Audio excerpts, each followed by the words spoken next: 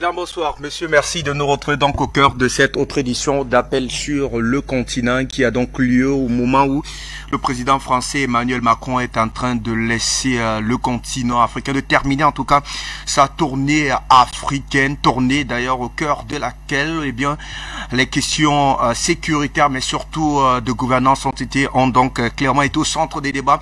Le point d'orgue donc de cette tournée, c'était la Guinée-Bissau. Les présidents Emmanuel Macron mais surtout Sissoko Embalo ont donc donné un point de presse il y a de cela quelques heures seulement dans la capitale Bissau guinéenne. On va, très cher monsieur, aller donc avoir le point, mais avant nos civilités rapidement au panel qui nous accompagne dans le cadre de cette édition. Flavio Batika Ferreira, vous êtes analyste politique bissau-guinéen depuis Paris. Bonsoir, bienvenue à vous.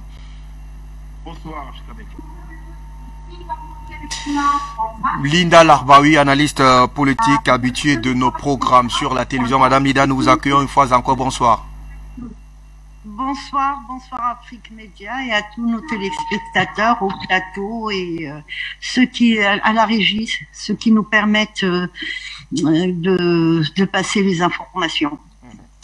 Saïd Larifou, président de l'ONG panafricaine Waraba Afrique, sera des nôtres dans un court moment. Le temps pour nous d'avoir un extrait du point de presse qui a donc eu lieu il y a quelques heures seulement entre les présidents Sissoko Embalo de la Guinée-Bissau et le président français Emmanuel Macron. Nous prenons cet extrait et nous vous retrouvons, très chers amis panélistes.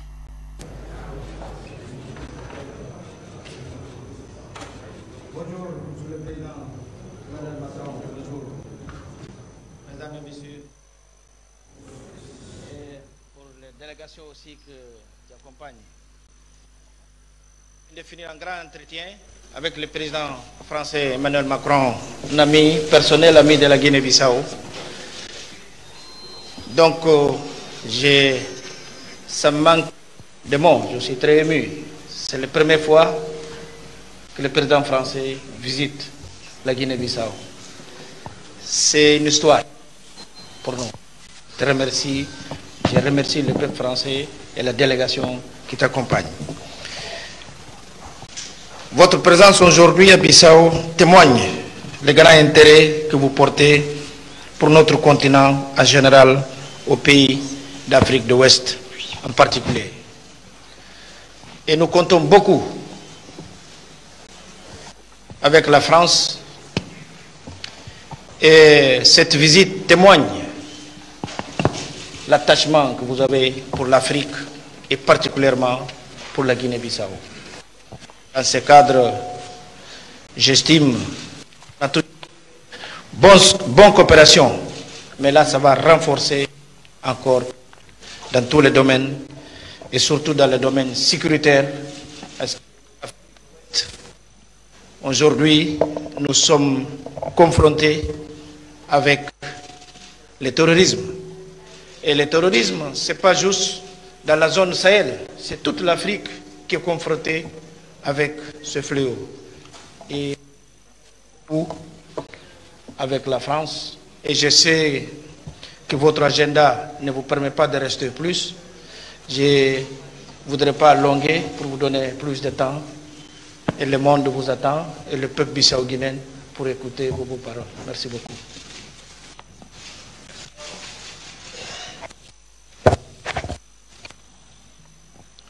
Merci, Monsieur le Président.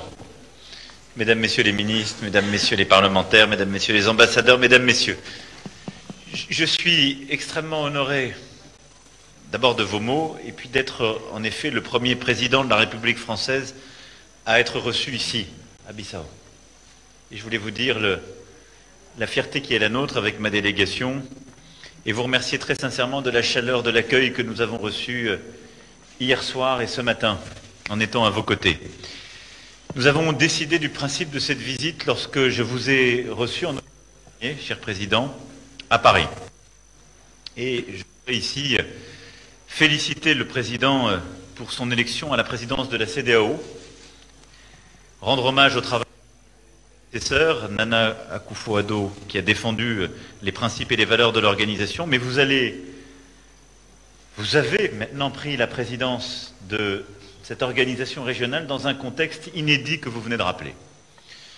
celui d'un défi sécuritaire pour toute l'Afrique de l'Ouest, avec une extension du terrorisme, avec un défi pour la stabilité politique et la multiplication de coups d'État dans plusieurs pays, et donc un agenda clé. Et nous avons ce matin parlé évidemment de la relation bilatérale, mais également de la situation au Mali, au Burkina Faso, en Guinée-Conakry. Nous avons longuement évoqué le risque de déstabilisation que la situation au Sahel fait peser sur l'ensemble de la région de l'Afrique de l'Ouest, et j'ai réitéré au président la détermination de la France d'abord à rester engagée au Sahel et dans toute la région, mais aussi à changer sa doctrine et les modalités pour, d'une part, venir en soutien aux armées, formation, équipement, accompagnement, et pas en substitution en quelque sorte à celle-ci, mais d'autre part pour insister sur le fait que la stratégie qui seule peut être efficace face à la multiplication des groupes terroristes, c'est un agenda de sécurité au service des États, mais complété par un agenda politique de retour de l'État et de ses services pour pouvoir libérer des groupes terroristes, et un agenda de développement de projets de création d'opportunités éducatives, économiques pour les populations. Et donc c'est bien la synergie entre nos stratégies politiques, sécuritaires et de développement qui seule peut être efficace face au fléau du terrorisme. C'est exactement la même chose que j'ai pu évoquer hier avec le président Talon. Dans ce contexte, le président m'a fait part de sa volonté d'organiser dans les semaines, les prochaines, en fonction de discussions avec ses partenaires, un sommet de la CEDEAO auquel il souhaitait convier la France pour justement bâtir cet agenda commun face aux groupes terroristes. Et je veux ici lui dire ma disponibilité et notre volonté de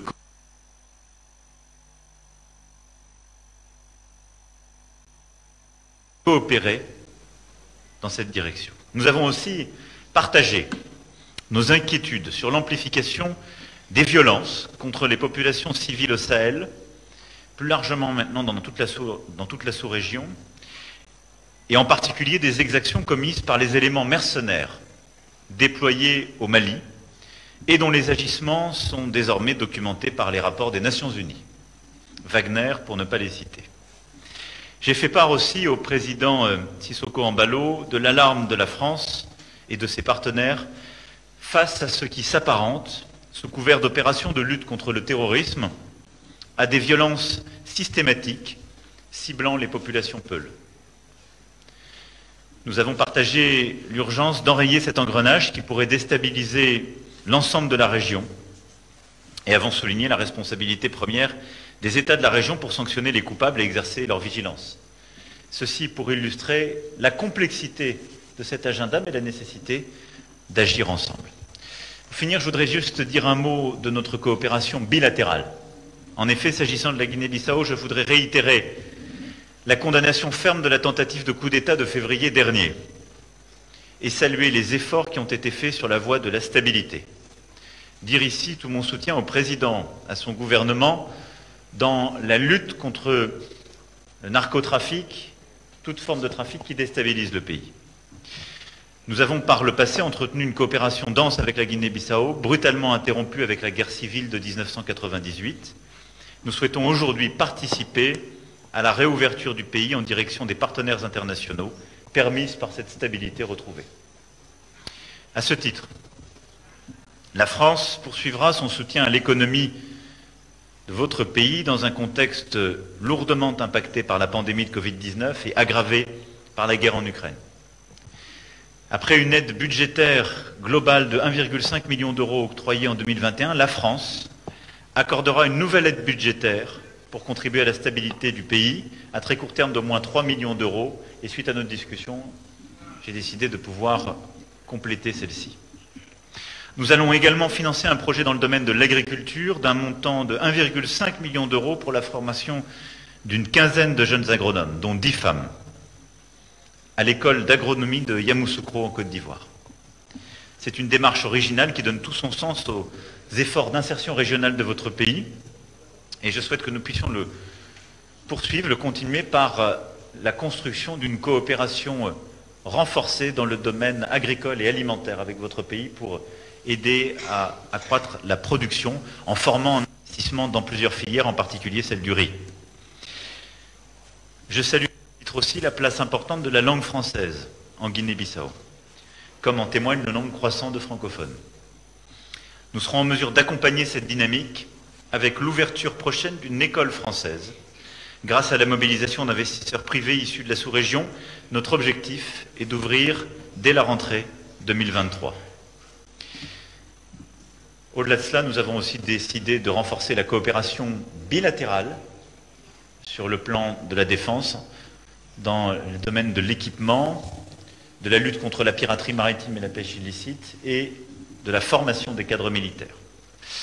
Voilà les quelques points que je souhaitais faire en complément de cet agenda régional et de la lutte contre le terrorisme sur notre coopération bilatérale. Enfin, je veux saluer la présence de la basketteuse de l'équipe de France, Émilie Gomis, engagée dans le domaine du sport en Guinée-Bissau.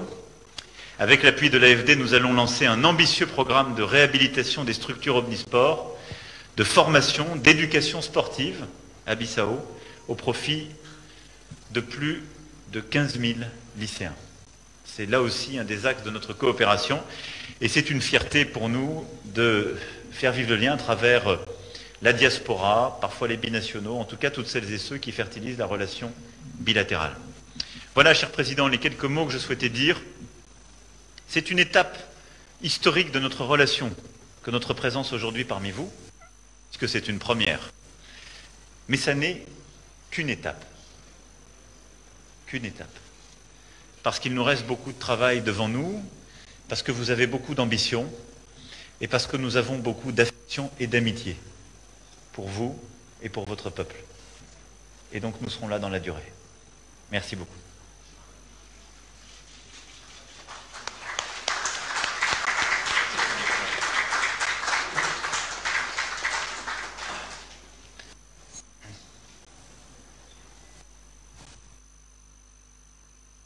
Qui est dit autour de ce point de presse conjoint donné il y a peu entre les présidents Umaru Sissoko Embalo de la Guinée-Bissau et son ordre du jour, le président français Emmanuel Macron, une visite, une tournée africaine du président Emmanuel Macron sur fond donc de dénigrement autour de la coopération multiforme entre la Russie et l'Afrique. On l'aura donc clairement compris. Monsieur, on va donc clairement aller sur notre grand zoom afin d'apprécier la lecture de nos invités autour de ce point de presse, de ce fait d'actualité. Linda Larbaoui, je commence par vous. Qu'est-ce qu'on retient de manière subtile autour de ce point de presse conjoint donné il y a peu entre les deux présidents? J'ai retenu une chose très importante, c'est que ce président parle au nom des Africains. Et personne ne lui a rien demandé. On a vu la tournée de Macron. Il n'a pas été attendu par les présidents. On a envoyé d'autres personnes pour l'accueillir.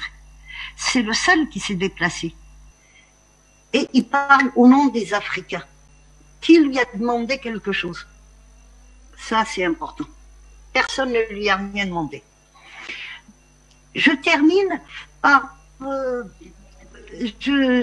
j'enchaîne sur... Il a dit en dernier, quand il y a eu la conférence de presse, bon, c'est vrai que c'est très long, vous ne l'avez pas passé, quand il dit, vous voyez bien que un pays comme la France, c'est-à-dire qui a le droit du veto, vient dans un autre, un tout petit pays. Ça c'est scandaleux. Ce sentiment d'infériorité qu'il a en lui. Pourquoi il veut le transmettre à toute l'Afrique? Quand Macron parle de la francophonie, même en France, on apprend l'anglais. C'est une langue de science aujourd'hui, l'anglais. Si on veut avancer, c'est l'anglais, c'est pas le français. Sachant que comment la France a détruit la Turquie actuellement. Vers le Bosphore, quand il y a eu le traité de Sèvres, ils ont créé 13 écoles. C'est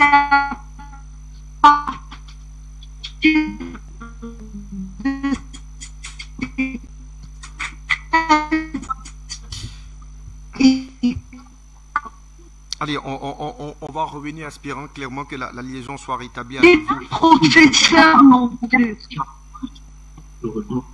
Madame, il y a des soucis avec vous, Flavio Batika Ferreira. Vous êtes Bissau-Guinéen, bien que résident du côté de la France. On a clairement suivi, on a vu l'enthousiasme avec lequel, en tout cas, votre président a salué la présence d'Emmanuel Macron dans son pays. Il a même été parlant même de gratitude de la part d'un grand pays, même si de manière claire cela n'a pas été dit, mais de manière subliminale. C'est le message, en tout cas entre les lignes qu'il a voulu laisser entendre. Alors, quel est pour vous, quels sont clairement les enjeux autour de la présence d'Emmanuel Macron autour du côté de la Guinée-Bissau, dans un pays, du moins d'un président comme M. Sissoko Embalo, qui est de facto le président en exercice de la CEDEAO. On évoquera les implications tout à l'heure au fur et à mesure qu'on évoluera dans ces échanges-là. Quelle lecture faites-vous d'abord d'entrer autour de ce point de presse? Paris-Marseille. Elle est titulaire de la carte avantage liberté, avantage adulte. Je vous donne son billet, c'est ça. S'il vous plaît, la parole est à Flavio Batika. Oui, voilà. Donc, merci beaucoup. Merci Africa Media encore pour cette opportunité que vous nous donnez à chaque fois qu'il y a un mouvement politique au niveau de la Guinée-Bissau. Les intérêts des deux chefs d'État, je crois que c'est réciproque. Sissoko Embalo, de son côté, au moment où les Africains commencent à tourner la page de ce qu'on appelle France-Afrique, Sissoko veut prendre la leadership de cette situation de la France-Afrique. On l'a vu quand il a fait le forcing pour être reçu à l'Élysée l'année dernière, en étant justement de passage à Paris, qu'il a déclaré devant tout le monde que Macron lui a invité, alors que tout ça c'était faux.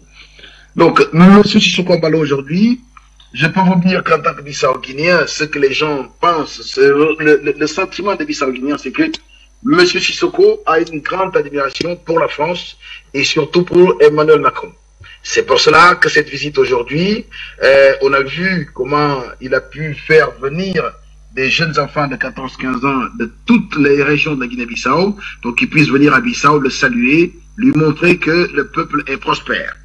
De côté de M. Macron, au moment où la France est mal vue par rapport au niveau de l'Afrique de l'Ouest, même au niveau de l'Afrique centrale, au Mali, en Guinée-Conakry, Burkina Faso, la France a besoin de d'autres types d'espaces. Et cet espace, je crois qu'il l'a trouvé en Guinée-Bissau, surtout quand Sissoko, la Guinée-Bissau prend la présidence tournante de la CEDEAO. La France espère que, avec la vivacité de Sissoko Embalo, les choses peuvent tourner comme il avait déjà dit, que les présidents de la Guinée-Conakry et du Mali, il va pouvoir les contrôler, il en droit chemin pour qu'ils puissent faire la volonté de la France. Donc, il faut que le peuple africain, soit attentif à cette mouvmentation que Sissoko est en train de faire, de vouloir prendre la leadership en parlant des Africains, or qu'ils ne représentent qu'une partie de l'Afrique, et l'Afrique de l'Ouest, mais part du peuple africain, qui est pas normal. Il faut qu'on se mobilise tous pour qu'on puisse être attentif, voir jusqu'où ça peut aller, ce type de coopération. Merci à vous, Flavio Batika, pour ce premier jet. Alors, je me retourne vers vous, Saïd Larifou. Vous êtes président de l'ONG panafricaine Ouaraba Afrique. Est-ce qu'on avance Saïd Larifou, Joël? Alors, il n'est pas là. Flavio, je reste peut-être avec vous avant de rebondir avec Madame Linda Larbaoui. Eh bien, nous avons clairement compris qu'il y a dans cette tournée du président Emmanuel Macron comme un agenda précis. À côté de l'agenda sécuritaire sur le plan alimentaire et autres, il y a comme une nette volonté de dénigrer clairement la coopération multiforme que la Russie a d'ailleurs avec le continent africain. Sur le cas de la présence russe sur le continent africain, comment avez-vous perçu les différents propos tenus par le président français tour à tour au Cameroun, au Bénin, mais surtout en Guinée-Bissau?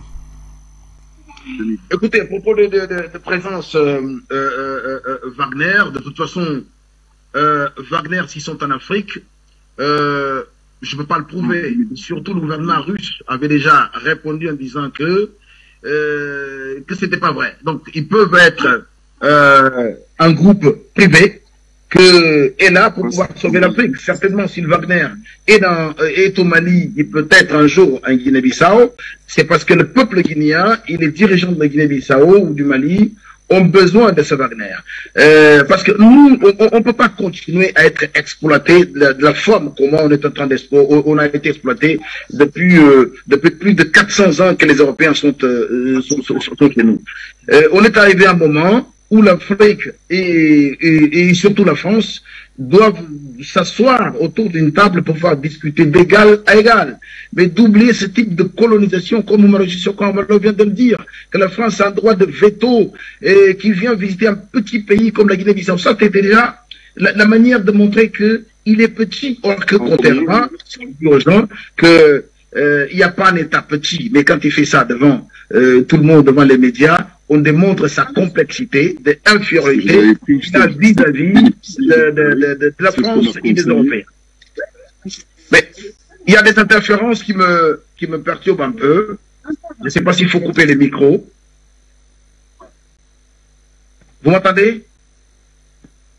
Flavio, ça sera réglé dans un court moment, je vous en prie.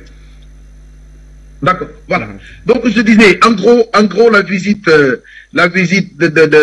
M. Macron, comme je disais au départ, hein, c'est normal au niveau de relations internationales, chacun essaie de chercher ses intérêts. Aujourd'hui, M. Macron se concentre derrière Oumaro Sissoko Embalo parce qu'il préside la présidence tournante de la CEDEAO, donc où il espère avoir une porte d'entrée parce que Macky Sall, qui est son représentant en Afrique, il a des difficultés au Sénégal. En Côte d'Ivoire, on sait ce qui se passe. Sissoko, en tant que jeune, qui est seulement son premier mandat, donc il faut s'appuyer sur lui et lui donner tous les moyens pour qu'il puisse arriver à convaincre ses homologues chefs d'État d'autres pays africains, surtout de la CEDEAO, pour qu'ils puissent rester sous l'ordre de la France. Mais Sissoko aussi a parlé de quelque chose qu'il faut qu'on fasse attention. Parce que quand il parle de la création d'une force militaire qui va lutter contre le coup d'État au niveau d'espace CEDEAO, il faut bien comprendre pourquoi il le veut, cette force. Parce qu'on sait très bien comment il est arrivé au pouvoir. Sissoko est arrivé au pouvoir par la force. Donc on le sait très bien, quand on arrive au pouvoir par la force, c'est avec la force que tu sors de là. Donc pour se protéger, il va essayer de mobiliser ses homologues pour qu'ils puissent créer cette force qui vont lutter contre les coups d'État en Afrique pour pouvoir sauver son poste à Guinée-Bissau. Mais un président qui empêche les manifestations, qui empêche les droits de l'homme, dont M. Macron aujourd'hui n'a même pas prononcé un mot. On sait que les gens sont arrêtés arbitrairement, les gens sont kidnappés, et surtout les femmes ensuite violées et relâchées par là. Donc on n'a pas entendu. Flavio, est-ce que vous m'entendez sur le cas d'ailleurs de ce fait d'actualité évoqué par le président Sissoko Embalo qui voudrait la création d'une force pour lutter contre les coups d'État au sein de la CEDEAO? Est-ce que c'est davantage dans une posture du président de la CEDEAO ou alors celle de président de la Guinée-Bissau, puisque en l'état actuel il faudrait absolument qu'il y ait l'unanimité avec ses pairs de la CEDEAO pour la mise en place d'une telle force du côté de la CEDEAO. Est-ce que c'est pas davantage au profit pour lui, je veux dire pour la Guinée-Bissau, que beaucoup plus pour la CEDEAO? Non, c'est clair que c'est beaucoup plus pour lui. Parce que lui, il sait ce qui se passe, il sait dans quelles conditions il est arrivé au pouvoir, il connaît très bien le peuple bissau-guinéen, il sait qu'il est là, au Palais de la République, mais il n'est pas stable. Il n'est pas stable d'ailleurs, c'est pour cela qu'il a fait le forcing avec le président Macky Sall pour que la CEDEAO puisse décider l'envoi d'une force militaire pour sa protection. Parce qu'un président qui n'a pas confiance à son propre armée, or qu'il est général des forces d'armée, c'est parce qu'il y a quelque chose. Donc quand on entend la France aussi de son côté parler que de la sécurité, on sait très bien pourquoi elle parle de la sécurité. Ça fait combien d'années que la France est installée au Nord Mali? Et jusqu'aujourd'hui, qu'est-ce que ça a été réglé?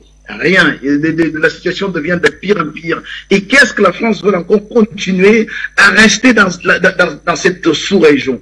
Aujourd'hui, il parle de ça certainement dans très peu de temps. Vous allez voir que la France risque d'installer une force d'armée militaire en Guinée-Bissau parce qu'ils vont pouvoir quitter Mali puisqu'ils ne veulent pas sortir de la zone. Donc, la Guinée-Bissau, c'est un petit pays. Tous les Africains, ensemble les Africains doivent se mobiliser et être attentifs pour empêcher cela. Parce que si ce Kouambalo, les ambitions que ce monsieur a, je crois qu'il est démesuré. Si on ne fait pas attention, l'Afrique tout entière peut avoir peut souffrir des conséquences de l'ambition de Oumarou Sissoko Kouambalo aujourd'hui. Tout à fait. Merci à vous, Flavio Batika. Alors, est-ce que Saïd Larifou, qui est en repérage depuis un moment avec nous depuis la France, Saïd, est-ce que vous nous écoutez? Moi, je vous écoute, oui. En attendant de recevoir notre ami Saïd Larifou, je crois que la liaison a été rétablie avec vous, Madame Nida Larbaoui. Alors, il est clair donc désormais les objectifs sont plus que précis pour le président Emmanuel Macron qui semble clairement avoir trouvé un point de chute au cœur de cette CEDEAO et de facto le Sahel avec cette fois-là les portes qui lui sont clairement grandement ouvertes du côté de la Guinée-Bissau et d'ailleurs Flavio Batika semble d'ailleurs craindre la démarche que semble prendre, la démarche que prend clairement le président Bissau-Guinée. Est-ce que ces craintes également, vous les partagez, Madame Nida Larbaoui? Oui, je les partage, oui. Par contre, l'importance de la Guinée-Bissau, ça a son importance. Hein.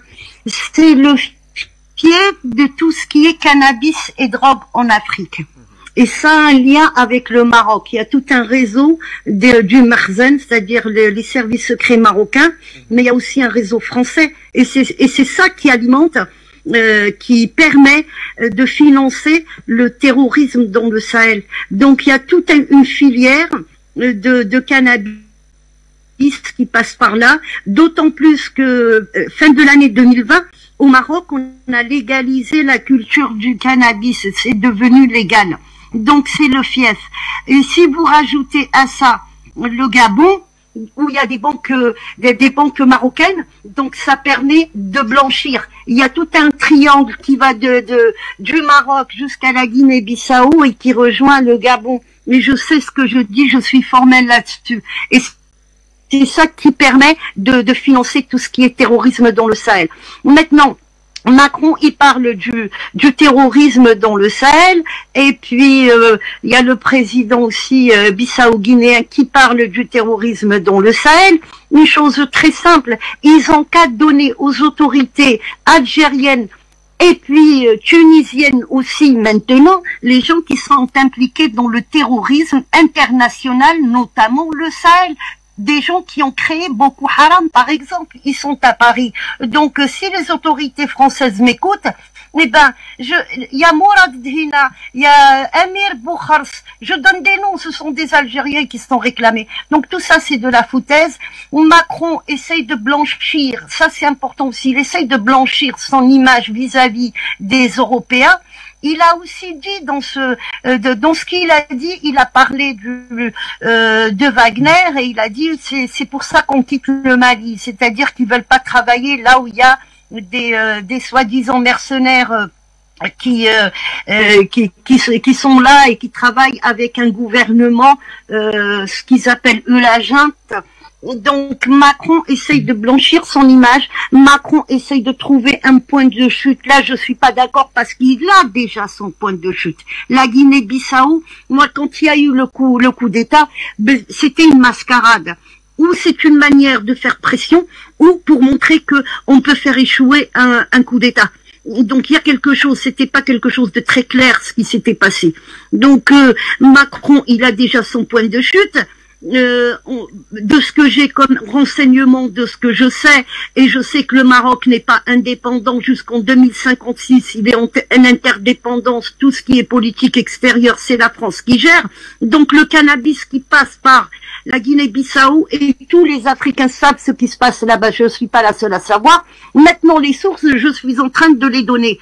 Tout ce qui passe comme drogue, dans ce pays-là, ça vient du Maroc. La sœur du roi du Maroc, pour ceux qui savent pas, on l'appelle Escobar de la Méditerranée, la sœur du roi du Maroc. Elle a vous pouvez aller, il y a plein de témoignages de Marocains sur les réseaux sociaux, des gens qui ont été emprisonnés, des gens qu'on a empêchés de parler, des journalistes également. Il y a un très beau reportage qui s'appelle Le Kiff dans le Rif, qui a été fait par des journalistes français qui parlent de tout ça. Donc ce n'est pas une invention, et ce que je tient la route, parce qu'il y a des sources et il y a des témoignages. Donc la Guinée-Bissau fait partie des pays qui restent encore alignés à la France et qui continuent à creuser dans la francophonie dont personne ne veut. Et ce monsieur-là qui parle au nom des Africains a oublié que il n'a pas le droit de parler au nom des Africains. Je ne sais même pas s'il a le droit de parler au nom de son peuple, puisque son peuple subit. Il subit réellement. C'est un pays appauvri, c'est un pays où on peut pas sortir dans la rue sans risquer quoi que ce soit. Il devrait s'occuper déjà de ça. Et il devrait s'occuper de nettoyer le réseau narcotrafiquant qu'il y a chez lui, et on sait comment il est alimenté et par qui.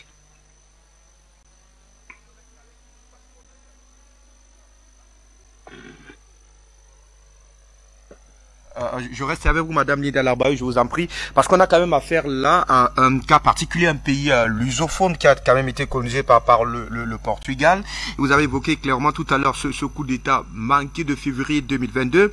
Est-ce que dans le fond, clairement, Monsieur Sissoko Embalo, comme l'a d'ailleurs souligné tout à l'heure le précédent intervenant, veut clairement avoir un véritable soutien pour se maintenir au pouvoir, que dis-je, de consolider et d'avoir une hausse de légitimité même auprès de sa population en demandant clairement et en s'affichant comme étant un partenaire privilégié avec la France.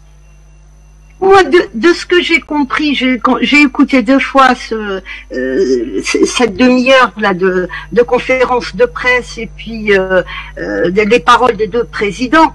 Je pense qu'il était en train de demander plus qu'un soutien à la France. Il leur demande plus qu'un soutien, de le maintenir là où il est.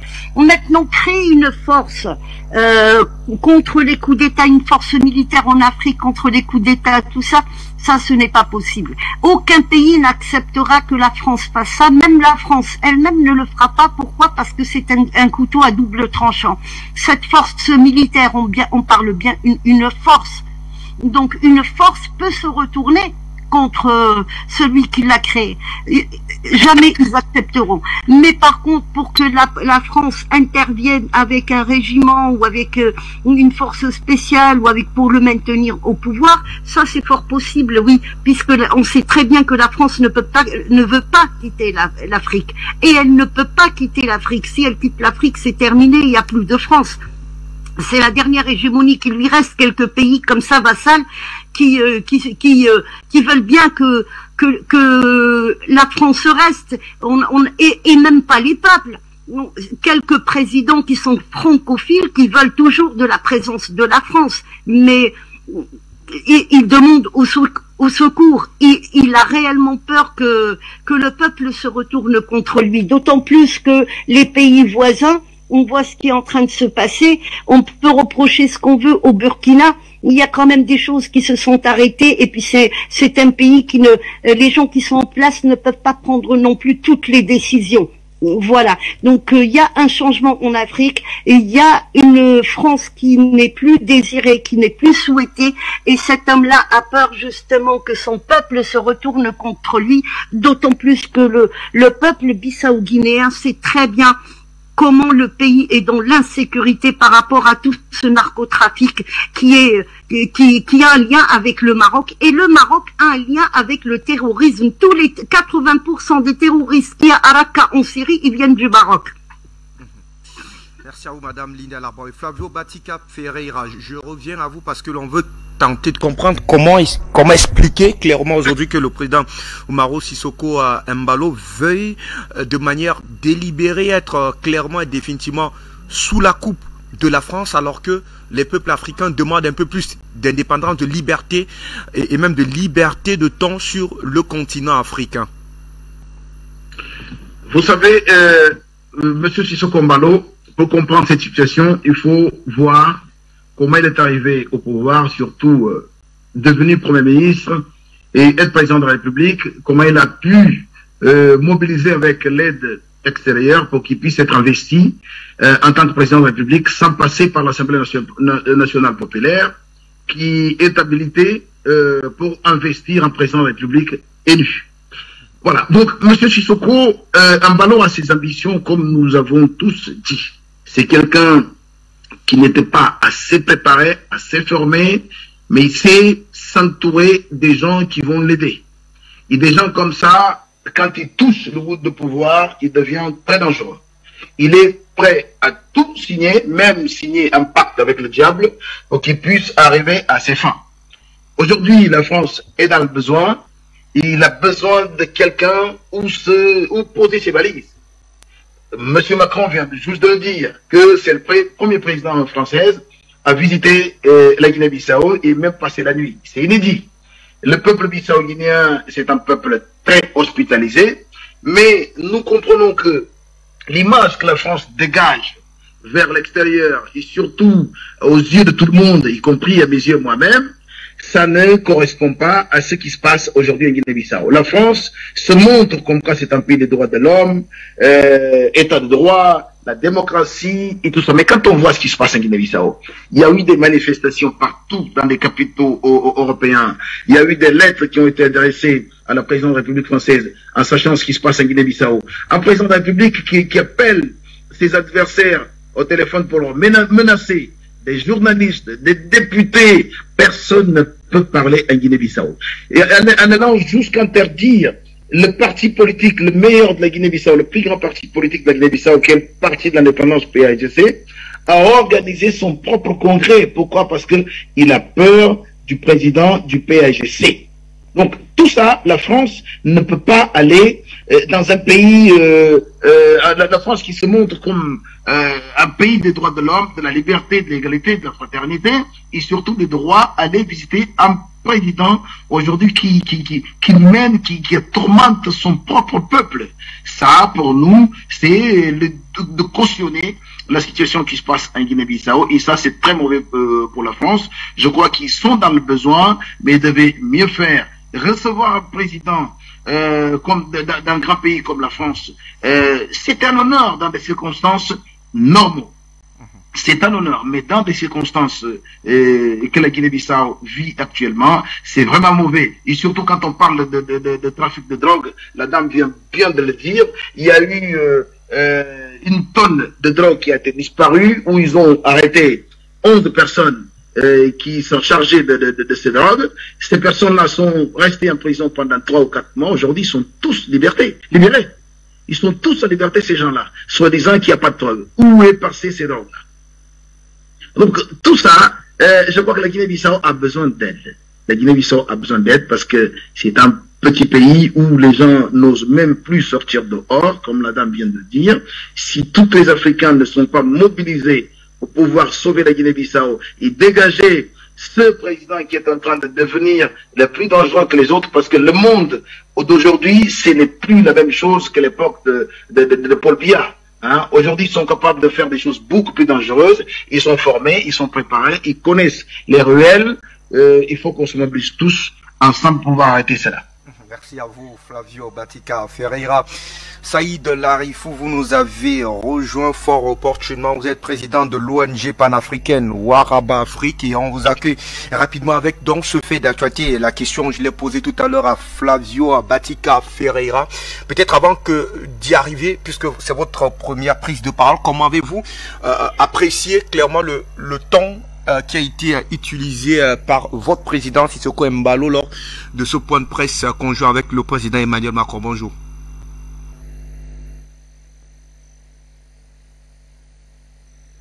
Larifou, est-ce qu'il nous entend?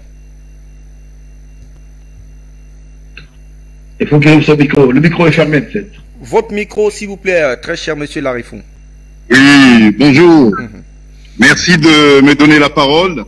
Et je m'excuse de la prendre dans des conditions un peu difficiles, puisque je suis sur le chemin d'un grand voyage Donc, vous m'excuserez les conditions, des conditions dans lesquelles je prends la parole. Mais je tenais tout simplement à remercier les intervenants. Le constat qui a été établi par les intervenants sont d'une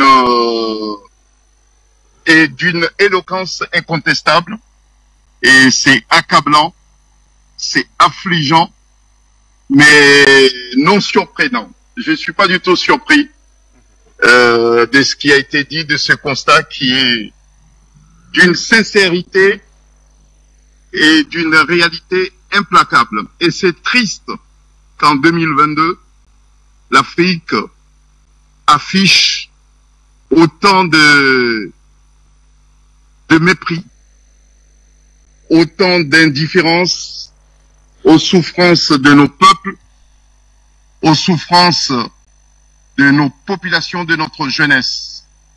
Et le mépris affiché par les puissances envers l'Afrique va continuer tant qu'on aura des dirigeants comme celui qui a été désigné par les dictateurs pour diriger la CEDEAO. C'est une insulte. C'est une insulte à la mémoire de ceux qui se sont battus et ceux qui sont morts pour l'Afrique libre. Ceux qui continuent toujours à se battre et qui croient en la possibilité de notre continent et de la sous-région de l'Afrique de l'Ouest d'atteindre son indépendance affective. C'est vraiment regrettable, même si certains comme moi, et nombreux comme moi, n'attendons rien de cette visite et n'attendons rien de l'actuel président de la CEDEAO et de la Guinée-Bissau. Ça a été dit tout à l'heure que si certains s'attendaient à ce que le président de la Guinée-Bissau fasse un grand discours et dégage une vision et des perspectives pour son pays d'abord, qui est à l'agonie, et puis pour l'Afrique de l'Ouest et l'Afrique en général, ceux qui s'attendaient à un miracle, je pense qu'ils sont tombés de nuit. Mais des gens comme moi et d'autres, nombreux, ne s'attendaient pas à grand-chose. Est-ce qu'il y a lieu de commenter? Je ne pense pas. Il est temps pour nous de laisser les commentaires, puisque les constats, les commentaires, on les a faits. Et les constats ont déjà fait l'objet de plusieurs écrits, de plusieurs interventions. Je pense qu'il est temps. Il est temps pour nous, les Africains de tous les pays, de nous prendre en charge, de voir dans quelles conditions nous pourrons parachever les indépendances, puisque ceux qui dirigent nos pays actuellement, en ce moment, s'ils étaient là dans les années 60, je ne pense pas que l'Afrique serait libre aujourd'hui. Ils font preuve d'incompétence et d'indifférence aux vœux, aux aspirations des peuples d'Afrique. Ils sont en train de brader les acquis des pères de l'indépendance. Ils sont en train de braver l'espoir des peuples d'Afrique. Donc nous devons, ceux qui pensent qu'il est encore possible de sauver l'Afrique, nous devons nous réunir. Ce qui se passe en Guinée-Bissau et ce qui se passe au Burkina Faso et ce qui se passe en Guinée-Conakry et dans tous les pays d'Afrique en ce moment concerne tous les Africains. Il s'agit des mêmes problèmes provoqués par les mêmes causes qui ont les mêmes conséquences. Si nous ne faisons pas comme l'ont fait ceux qui nous ont précédés, réunir les forces, prendre des initiatives communes et mettre fin à nos égoïsmes et prendre en charge le destin de nos peuples, ben nous allons tous périr dans les mêmes circonstances et puis nous allons continuer à établir avec intelligence et courage aussi le constat. Mais c'est pas suffisant. Donc, est-ce qu'il y a lieu de commenter davantage cet échec d'une génération des dirigeants, ou bien voir dans quelles conditions nous pourrons réunir nos forces pour nous débarrasser de ces générations d'incompétents, ces générations de traîtres, ces générations de criminels, pour faire émerger une nouvelle génération de dirigeants africains. Moi, je suis de ceux qui pensent que nous pourrons nous inspirer de la volonté et du courage des pères des indépendances d'Afrique pour faire émerger avec difficulté et des sacrifices une nouvelle génération d'Africains. Et ceux qui pensent pouvoir résoudre seuls, parce qu'ils ont un agenda, le problème de leur pays, bah écoutez, il faut qu'ils préparent aussi leur échec, il faut qu'ils préparent leur échec. Puisque seuls, parce qu'ils ont un agenda, parce qu'ils ont une ambition, des ambitions personnelles, ils ne parviendront pas, puisque la machine à broyer est encore forte, elle est encore bien rouillée. Cette machine broyera ceux qui, comme nous, pensent que c'était possible de résoudre leurs problèmes dans leur pays seuls. Bon, donc, réunissons nos moyens. Et puis, nous aurons des soutiens dans d'autres continents, en Amérique. Nous aurons des soutiens aussi en Europe. Ces soutiens, ceux qui ont arraché les indépendances, ils les avaient obtenus parce qu'ils avaient une volonté commune, effectivement, d'atteindre ces indépendances, de les avoir, parce qu'ils étaient ensemble et qu'ils étaient intouchables. Si nous acceptons aussi de nous réunir, de sortir de nos isolements, de nos égoïsmes nationaux et de réunir nos moyens, nous y parviendrons. Voilà, ce sont les quelques mots que je voulais glisser pour vous exprimer toute mon admiration par rapport à vos interventions. Je regrette de ne pas pouvoir rester puisque je dois prendre le TGV et partir en voyage. Merci infiniment, vous Saïd Larifou, pour cet arrêt ô combien important qui nous permet d'apprécier votre lecture donc autour de ce fait d'actualité. On se retrouve très prochainement, certainement pour de nouveaux faits d'actualité liés, pourquoi pas, à cette Afrique. Très cher monsieur, nous continuons le débat avec vous, madame Linda Larbaoui. La question, je l'ai posée tout à l'heure à Flavio Batica. Je vous reviens avec cette question.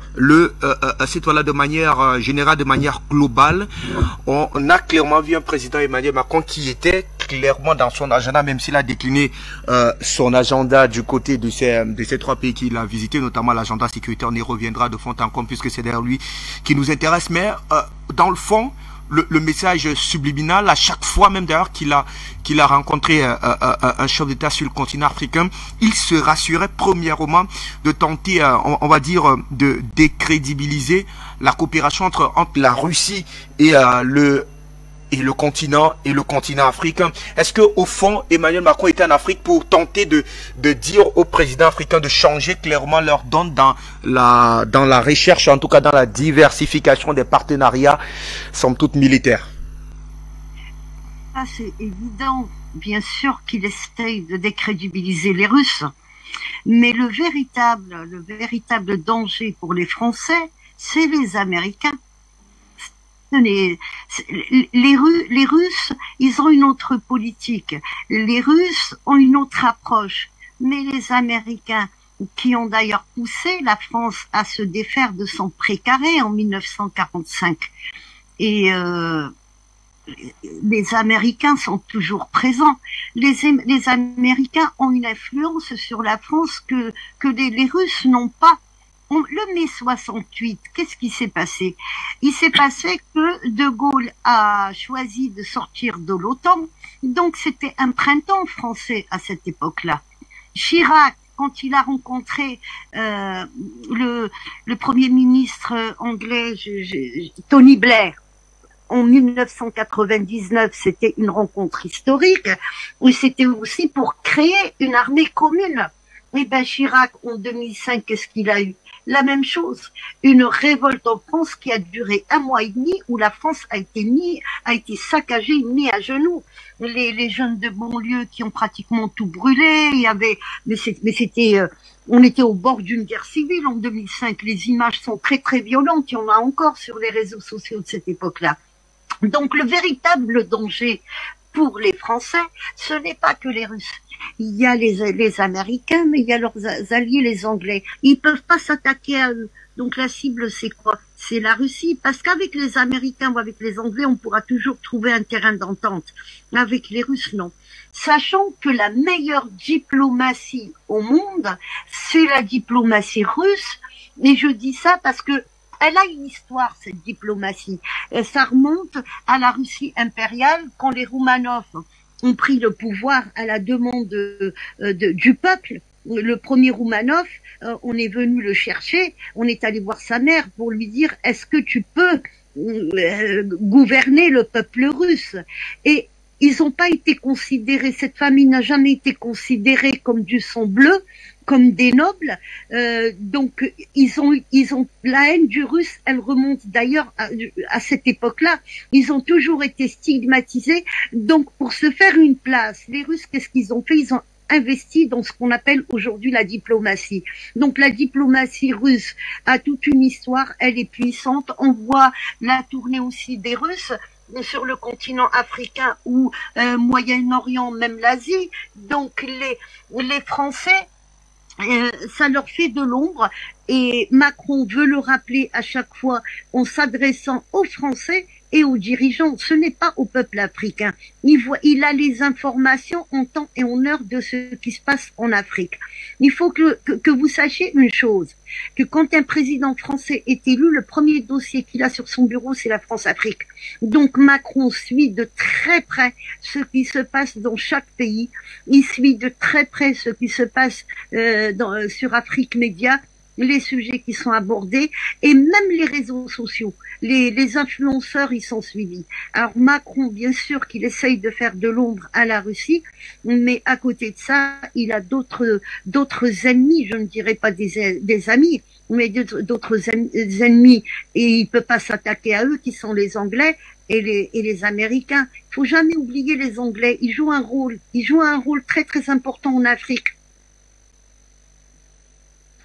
Pardon, Madame Leader, on va rester davantage avec vous, puisque Emmanuel Macron a donc terminé cette tournée africaine qu'il a menée tour à tour au Cameroun, au Bénin, pardon, et finalement donc du côté de la Guinée-Bissau, un autre pays donc de l'Afrique de l'Ouest. Mais sur le cas de l'Afrique de l'Ouest, la CEDEAO, ça fera donc 2 pays. Et sur le cas du Bénin, c'est vrai, on n'en parle pas, mais j'en profite d'ailleurs pour avoir votre lecture des faits autour de son passage sur le territoire béninois. On a suivi clairement le président Patrice Talon se vanter en tout cas de ce que les relations avec la France sont aujourd'hui décomplexées, et là d'ailleurs pour preuve le rapatriement il y a peu de quelques objets d'art volés, pillés par les colons du côté donc du Dahomey, c'est du côté du Bénin. Alors tel que c'est, comment est-ce qu'on justifie en tout cas le tracé pris bien retenu par la diplomatie française du côté de l'Afrique de l'Ouest, à savoir le Bénin, qui lui aussi commence clairement à subir de manière sporadique, on va le dire, les effets du terrorisme et surtout du djihadisme, mais aujourd'hui également le cas de la Guinée-Bissau. Le terrorisme au Bénin ou au Cameroun, dans le Nord Cameroun ou Guinée-Bissau, c'est une manière de pression. C'est une arme de pression. C'est-à-dire, si vous ne faites pas ce qu'on vous dit, ben il y a des terroristes qui vont arriver. C'est exactement, si on revient un peu en arrière et on voit l'attitude aujourd'hui de l'Arabie Saoudite, comment ça a dégénéré, c'est au moment où Trump a dit clairement à Ben Salman, il lui a dit, faut pas oublier que Daesh est aux portes de l'Arabie Saoudite. Donc ça, c'est une arme de dissuasion, c'est une arme, c'est une menace, c'est des menaces directes, mais qu'on aborde dans un sujet comme il l'a fait Macron lors d'une conférence de presse, soi-disant on va défendre, on va lutter, mais ce n'est qu'un message qu'on fait passer. Les messages dans la diplomatie, c'est pas venir et dire à quelqu'un, à un président ou un gouverneur ou un chef d'État, tout ça, mais ben on va vous faire ci, on va vous faire ça. C'est arrivé avec la Libye, la dernière image de Kadhafi avant qu'il prenne son arme et qu'il sorte, quand il a dit une phrase qui était très importante, celui qui a une maison en verre, il faut pas qu'il frappe les autres avec des cailloux. Et il parlait du Qatar à ce moment-là.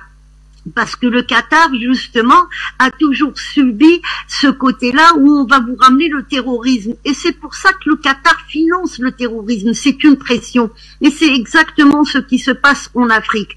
Qu'est-ce qui s'est passé? Il y a quelques mois, je vous disais, ça va s'aggraver dans le nord du Mali. Et aujourd'hui, on le voit clairement. Pourquoi? Parce que c'était par rapport à tout ce qui se disait, la façon dont la France s'est exprimée, les Allemands se sont exprimés, les Espagnols se sont exprimés, les Marocains aussi avaient fait une espèce de congrès pour lutter contre le terrorisme dans le Sahel, alors que c'est pas un pays sahélien. Et tous les éléments, disaient que le Sahel allait s'enflammer, ça allait revenir de plus belle, d'autant plus que des armes ont été détournées. Donc pourquoi ils nous font savoir qu'il y a des armes? Moi, comment j'ai su que des armes ont été détournées de l'Ukraine? C'est parce que ça a été dit avec preuve, mais tout ça c'est pour faire pression. Quand il y a des reportages à la télévision, tout ça, les reportages sont étudiés, on fait passer des messages. L'image est très importante. Et ça aussi, un certain moment, j'avais insisté là-dessus. Quand on fait des reportages, parfois, c'est pour faire passer des messages. Et le message qu'on nous fait passer à chaque fois, quand il y a Macron qui se déplace, ou même c'était Le Drian qui se déplaçait, on parlait du terrorisme. Et la menace terroriste, c'est pour nous rappeler que si on se met pas dans le droit chemin comme ils le veulent eux, on va subir le terrorisme. Linda Larbae, pour votre clairvoyance dans l'analyse donc des faits d'actualité. Nous on va écouter nos amis téléspectateurs. On vous reviendra tout à l'heure Flavio Batica pour tenter d'apprécier le partenariat militaire qu'a l'Afrique avec la France. Est-ce que cela a porté ses fruits? Pourquoi pérenniser ce qui ne profite ni à l'un ni à l'autre? Ça sera juste après la parole aux téléspectateurs. Le tout premier, nous vous accueillons. Votre contribution. Quelle lecture faites-vous autour de cette tournée africaine du président Emmanuel Macron? Bonsoir, bienvenue.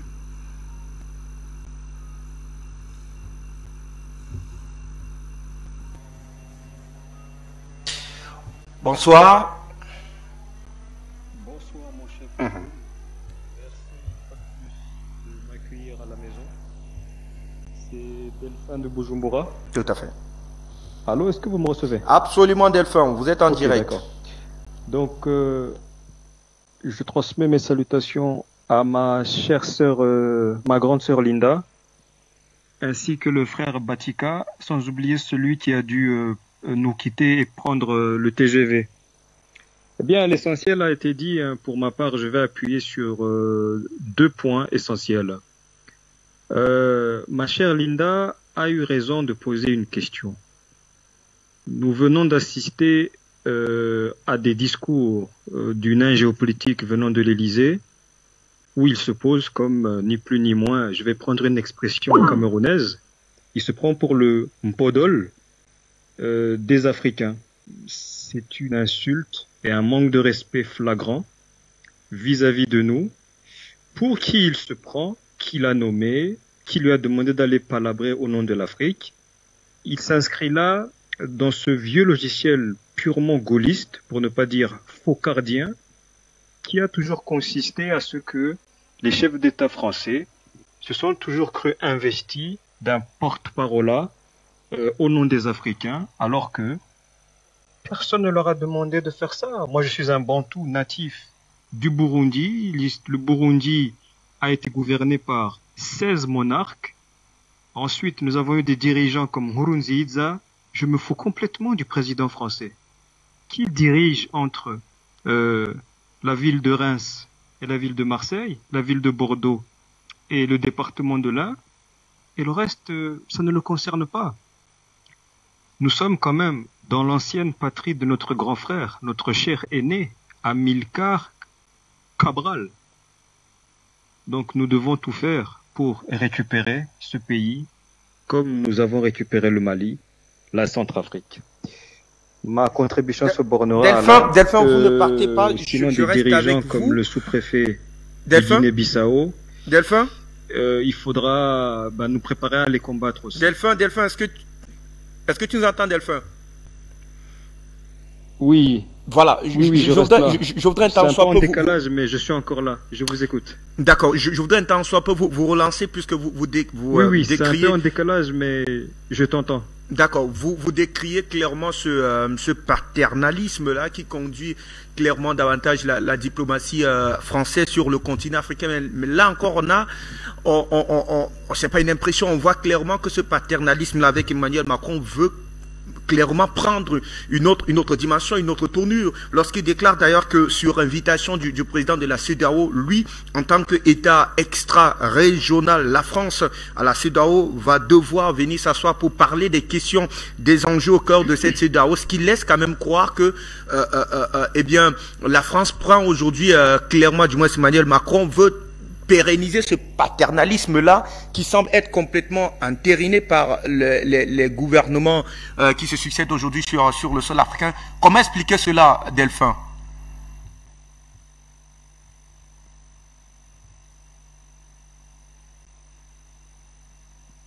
Delphin, est-ce qu'il est encore là, Delphin?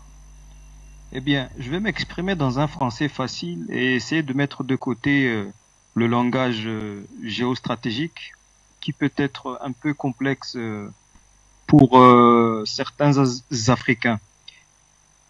La pièce de théâtre très ridicule que nous a offert Monsieur Macron ces derniers jours me rappelle un peu les propos d'un ancien ministre des Affaires étrangères. C'était un ministre de Mitterrand, un certain Monsieur Hubert Védrine. À l'époque, Monsieur Hubert Védrine a cru pertinent de proposer d'étendre le franc CFA aux pays africains dits lusophones, jusque dans la région des Grands Lacs, chez nous au Burundi. Les autorités burundaises de l'époque lui ont fait clairement comprendre que s'il s'avisait de descendre à Bujumbura, il serait aussitôt arrêté. Qu'est-ce que j'essaie de dire par là? Les Français, je parle de l'élite française bien sûr, pas de la nation, laquelle est d'ailleurs dans une grande part soit insouciante ou complètement désinformée, c'est que l'élite française essaye toujours d'entrer dans les États africains par tout un tas de mensonges d'État. Quand ça ne fonctionne pas, eh bien, ils se trouvent réduits à utiliser la force. Maintenant, et on l'observe dans le cas de la Guinée-Bissau, les États faibles, malheureusement, vont subir ça. Et à contrario, les États forts, comme par exemple l'Algérie ou le Mali que nous observons depuis quelques mois, vont se défendre. En fait, nous allons entrer dans un logiciel que nous avons déjà annoncé, en tout cas les panafricanistes qui sont en avance par rapport à ce genre de choses. Nous nous dirigeons vers une situation de conflit ouvert avec l'Élysée. Et là, ce sera eh bien, à chaque panafricain et chaque panafricaine à prendre position en fonction de ses moyens au moment où les choses vont être de plus en plus visibles. Moi, personnellement, je vois cette situation depuis à peu près 10-15 ans. Certains la découvrent depuis 6 mois, d'autres l'ont découvert il y a 3 jours à l'arrivée du dit nain géopolitique du côté de Yaoundé. Voilà ce que je peux dire dans un français relativement facile. Vous, Delphin, pour votre contribution. Le Standard, lui, reste ouvert pour accueillir donc vos avis sur cette visite d'Emmanuel Macron, de manière particulière donc, du côté de la Guinée-Bissau. Au téléphone, bonsoir, bienvenue.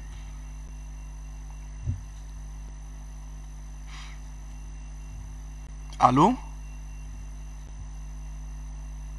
Au téléphone, bonsoir.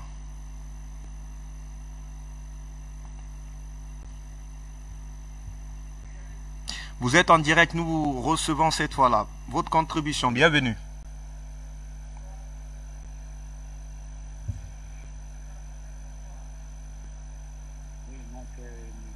l'intérieur de Douala depuis le Cameroun.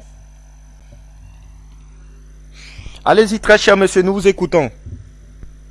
Ok, je voulais juste apporter certains éclaircissements sur le problème de géostratégie qui se déroule pour le moment.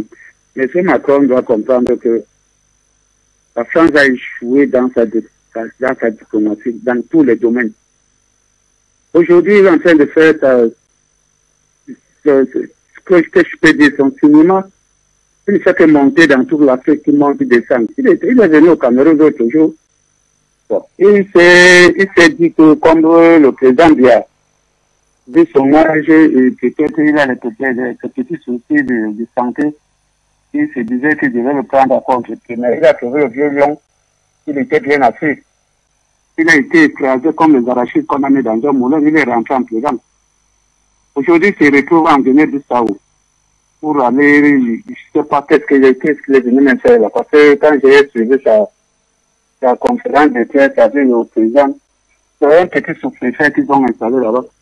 Il va jouer le même rôle que Ouattara et le président du Ghana.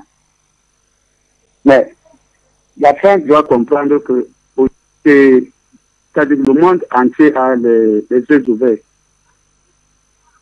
Aujourd'hui, les Africains ne sont plus bêtes. Ce n'est plus comme avant où les présidents africains transportaient les malais d'argent pour aller financer les campagnes électorales en Europe. Nous avons fait Kadhafi apporter les malais d'argent, il a payé sa tête lui-même. Donc la France doit comprendre qu'ils ont échoué dans tous les domaines. Ils sont restés 9 ans. Ils n'ont rien produit pour les Maliens. Les Maliens c'est le même problème qui sont là jusqu'à l'heure actuelle. Qu'est-ce qu'ils ont donné, qu'est-ce qu'ils ont apporté comme apport au Mali? Rien. Aujourd'hui, c'est eux qui arment encore les djihadistes pour venir attaquer les Maliens, parce que les Maliens les ont vomis. C'est normal. Ils restent en Côte d'Ivoire, là où ils ont installé leur sous-préfet en Côte d'Ivoire là-bas. Et ils se sont installés au Niger, c'est toujours pour venir attaquer le Mali. Leur petit sous-préfet qu'ils ont installé au Niger, là, M. Bazoum, qui joue un sale rôle. Aujourd'hui, il se permet à faire n'importe quoi aux Maliens. Le peuple malien, c'est un peuple déboussage. Vraiment, nous, en tant que Camerounais, nous l'apprécions tellement.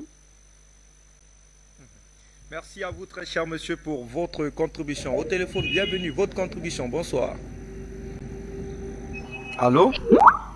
Oui, allô, bonsoir. Allô? Bonsoir, Fabrice Dou. Allô.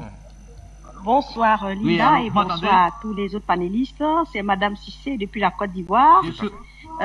Fabrice Dou, dans les fables de La Fontaine, là, l'auteur disait comme ça, tout flatteur vit aux dépens de celui qui le croit. C'est le flatteur, là, c'est Macron. Et puis, l'autre idiot, excusez-moi l'expression, c'est les fables de La Fontaine, hein. C'est Ambalo. Et c'est les Africains qui continuent de croire en Macron. Mais pourquoi la France ne se pose pas aussi les bonnes questions? Comment, après 60 ans de collaboration avec les Africains, aujourd'hui, certains pays ont décidé de lui tourner le dos? Je crois que c'est la bonne question que la France et la diplomatie française doivent se poser. Parce que il faut faire un bon diagnostic. Et voilà ce qui ressort. Si la France ne le fait pas, soit elle est de mauvaise foi, ou alors elle est dépassée par les événements. C'est tout. Si le président Macron ne sait pas qu'aujourd'hui la jeunesse africaine, il a eu affaire au père de l'indépendance et ainsi de suite, s'il ne sait pas que la jeunesse africaine n'en veut plus de cette escroquerie et puis de cette hypocrisie de la France, les Africains n'en veulent plus. Et quand on a coopéré à la France, nous avons les résultats aujourd'hui. Avec le fameux franc CFA. Tout pays qui utilise le franc CFA est parmi les pays les moins développés au monde, les derniers pays sur Terre. Tout pays parlant français est parmi les derniers pays sur Terre. Tout pays qui a les bases militaires a toujours des coups d'État et a toujours des problèmes d'après d'élection. Qu'est-ce qu'ils nous ont pas vendu? Ils nous ont vendu des illusions. la demonstration of crazy, la démocratie, les droits de l'homme et l'alternance. Et les Africains ont cru en ces chimères-là. Ces chimères-là, les Africains ont cru. Aujourd'hui, qu'est-ce qu'on constate? Ça ne marche pas. Et même chez lui, là-bas, il n'a pas été élu. Et on se rend compte que ces gens-là nous ont bernés. Voilà quelqu'un qui est dans son pays, qui a 20 000 SDF en France, 20 000 SDF dans Paris, et c'est lui-là, et les Africains espèrent trouver des solutions avec lui-là. Et c'est lui-là qui va apporter des solutions aux Africains. Mais on est où? Merci à vous, Madame. Moi, je veux comprendre. On est en train de réfléchir ensemble, mais je veux comprendre qu'est-ce que sont les Africains qui voient ce monsieur-là. C'est pourquoi je vais profiter pour saluer encore le président Paul Biya, parce que pour son intelligence, son élégance, sa perspicacité face à l'attitude de ces petits journaleux français-là, qui se croient tout permis. Merci à vous, Madame Sissé. Votre contribution a été enregistrée. Un autre appelant au téléphone. Bienvenue, bonsoir. Allô? Bonsoir, messieurs, Hello. Bonsoir, madame. Hello. Vous êtes en direct, nous vous écoutons. Bienvenue.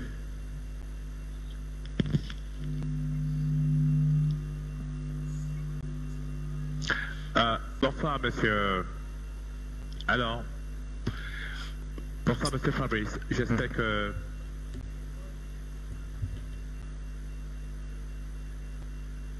Pinter, vous êtes en direct, nous vous écoutons. Bonsoir, monsieur Fabrice. I'm so sorry, I did not hear my name. Je veux me dire merci beaucoup au call center et puis je vais saluer la grande Linda pour son intervention et puis l'autre invité. Je vais donner mon petit aperçu sur la thématique. Vous savez, en Europe ici, ça fait beaucoup de bruit. Et pour information, quand M. Macron était au Cameroun, il a interdit à toutes les chaînes françaises de parler de son séjour en live au Cameroun. Parce qu'il avait peur de représailles de l'opposition qu'il attend en septembre avec l'Assemblée nationale. Donc, ils n'ont pas parlé de ça. C'est que le lendemain, qu'ils ont essayé de faire un petit débriefing sur le France 24. J'ai essayé de voir ça comme ça. Mais quand je vois un peu l'analyse géopolitique, d'abord, premièrement, M. Macron a échoué son examen de passage. Et devant M. Paul Biya, il s'est montré vraiment très, très piètre. Je dis bien très piètre présidente. Pour une nation comme la France, un grand pays, hein, qui est quand même la 6e puissance mondiale, avec un président comme ça devant un président africain, selon eux, de tiers-monde, c'est vraiment nonsense. Deuxièmement, au lieu de venir pour racheter la France vis-à-vis de l'Afrique, peut-être que le Cameroun peut parler à ces pays amis de le CEMAC pour voir comment on peut faire le renouvellement de coopération. Il a plutôt dénigré un partenaire qui est très fiable, qu'on appelle Russia. Donc, du coup, ça a énervé tout le monde.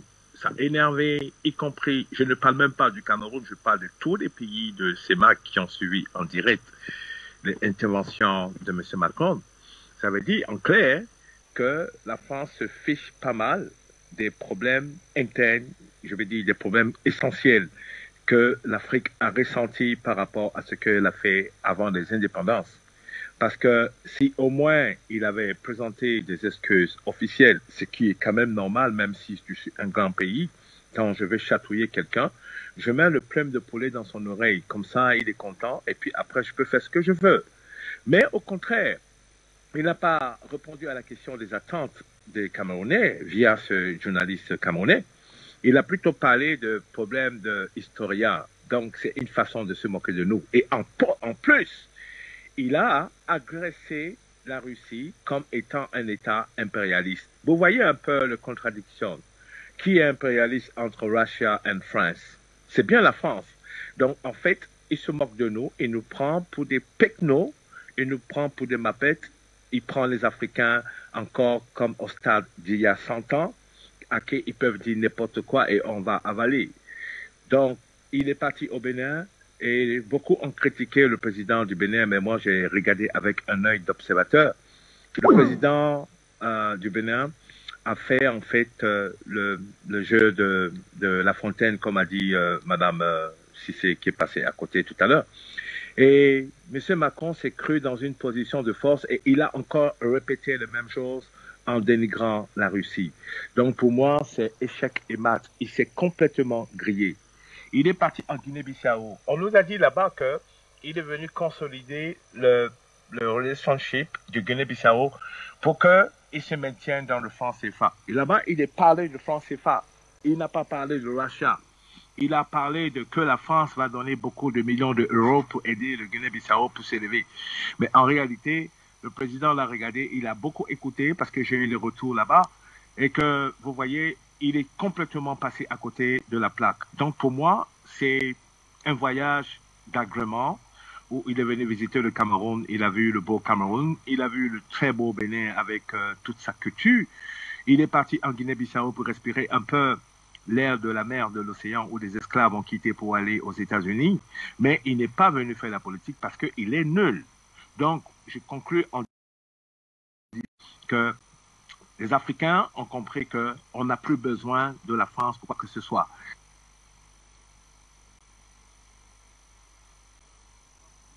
Depuis l'Écosse, merci de nous d'avoir contribué dans le cadre de ce programme. Il nous reste une cinquaine de minutes pour sortir de ce programme. Je commence par vous, Flavio Batika Ferreira. Vous êtes analyste politique bissau-guinéen. Au risque de nous prendre assez de temps, que doit-on clairement retenir de cette visite à votre niveau d'Emmanuel Macron en terre africaine, précisément dans votre pays, la Guinée-Bissau?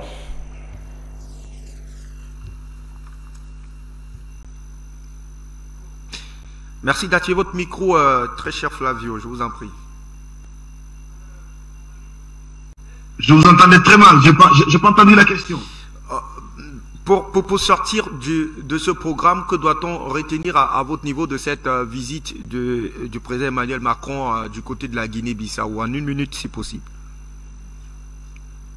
Écoutez, ce qu'on peut retenir de cette visite en Guinée-Bissau, comme je l'ai dit au départ, recevoir un président d'un grand pays comme la France, c'est quand même un honneur pour la Guinée-Bissau. Il faut savoir que les premiers Africains qui sont émigrés en Europe en 1901, ce sont des peuples bissau-guinéens. Et la plupart de ces gens-là ont participé à la Première Guerre mondiale. Il y a des milliers de Bissau-Guinéens d'origine en France, tout ce qu'on appelle les Mendy, les Gomis, Da Silva, qui se trouvent au Sénégal aujourd'hui, ils sont tous d'origine bissau-guinéenne. Donc la France, quand même, représente le deuxième pays où il y a plus de Bissau-Guinéens au niveau d'Europe. Donc c'est important. Sauf que le timing, comme j'ai dit au début, que c'était pas bon. Je crois que ça reste quand même une visite historique parce que c'est le premier président français qui visite la Guinée-Bissau. Aujourd'hui, nous, les Bissau-Guinéens, nous savons maintenant que quand on organisera des manifestations, Emmanuel Macron sait déjà ce qui se passe à Guinée-Bissau, puisque une association des organisations de la société civile lui ont remis une lettre de 10 pages où ils ont expliqué la situation réelle de la Guinée-Bissau. Donc, d'un côté, c'est positif, mais il faut que les Africains, tous ensemble, parce que je crois que l'intérêt d'Emmanuel Macron, c'est pas tout à fait la Guinée-Bissau. Il veut juste s'appuyer sur la Guinée-Bissau pour pouvoir rester au niveau de l'Afrique de l'Ouest par le biais de Umaru Sissoco Embaló. C'est un jeu qu'il faut préparer pour pouvoir rester à la tête de cette France-Afrique que le peuple africain ne veut plus. Donc il faut être attentif à cela. Monsieur Embaló a dit aussi quelque chose qu'on doit prendre au sérieux, de l'organisation d'un sommet dans des prochaines semaines, voire des mois, où il va inviter la France et le Portugal, c'est-à-dire les deux anciens pays colonisateurs de cette sous-région, pour pouvoir discuter à propos de la sécurité en Afrique. Je crois que nous, les Africains, nous pouvons défendre nos pays parce que la France a prouvé son incapacité au Nord Mali depuis des années qu'il est là-bas, qu'il n'a pas réussi à résoudre le problème dans le Nord Mali. C'est pas aujourd'hui qu'ils vont venir nous raconter des choses. Et en sachant aussi que quand on parle de terrorisme, même le Sénégal qui est au nord de la Guinée-Bissau n'a jamais eu de problème de terrorisme. Ni la Guinée-Bissau, ni la Guinée-Conakry. Quand on vient nous parler de terrorisme djihadiste en Guinée-Bissau, tout ça c'est nouveau pour nous. Et nous savons tous que cette visite, c'est pas tout à fait pour la Guinée-Bissau, mais c'est pour d'autres pays africains, par le biais de Sissoko Embalo, qui préside actuellement la présidence rotative de la CEDEAO. Merci beaucoup. Batika Ferreira, analyste politique d'Ina Larbaoui, en une minute, vous également votre mot de fin autour de ce fait d'actualité. Ce que Macron cherche, c'est une petite victoire. Une petite victoire et pour aussi marquer un point par rapport à son peuple. Voilà. Maintenant, je vais terminer avec ça. Un grand salut à Madame Cissé. Et même les fables ne sont pas de La Fontaine. La Fontaine les a volées. C'est une littérature arabo-perse qui date du XIVe siècle. C'est Ibn al-Muqaffa qui a été traduit. Donc même ça, la France l'a volé. Alors, il faut pas s'attendre à grand chose de la part de la France. Ils nous ont tout piqué, tout pillé. Et par où ils sont passés, ils ont pris quelque chose. Donc, les fables ne sont pas de La Fontaine.